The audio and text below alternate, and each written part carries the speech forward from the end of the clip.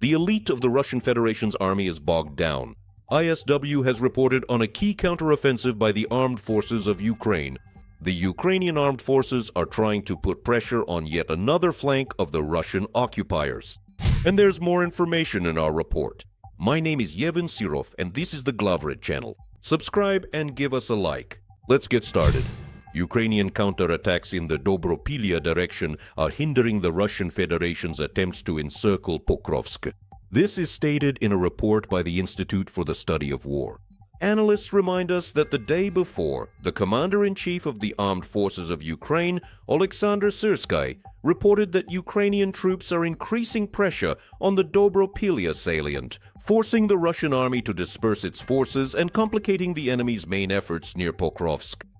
It is noted that the occupiers have been attempting to expand and further exploit the breach since August 2025.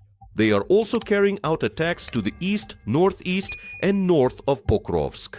In recent days, some Russian military units have sharply reduced their activity on the Dobropillia salient in order to focus on offensive operations on the northern and eastern flanks of the Pokrovsk-Myrnohrad area, the report says.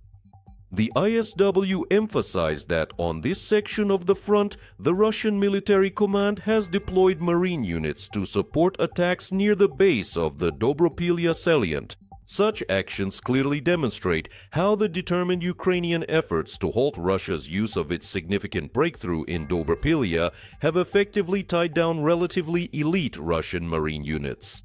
Ukrainian efforts on the Dobropillia salient have likely slowed the 51st Combined Arms Army's attempts to capture Myrnohrad and encircle the pocket from the north and northeast. This is stated in the report. Analysts emphasize that Ukraine's counterattacks against the Dobropillia salient during Russia's attempts to encircle the Pokrovsk pocket represent a notable departure from how Ukrainian forces responded to previous Russian encirclement attempts.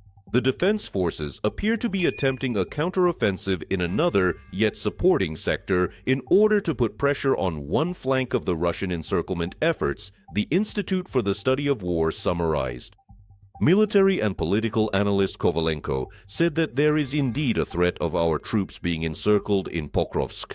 According to him, the Russian occupiers are trying to advance through Chervony, Lyman, and Rodinske toward the northern part of the city.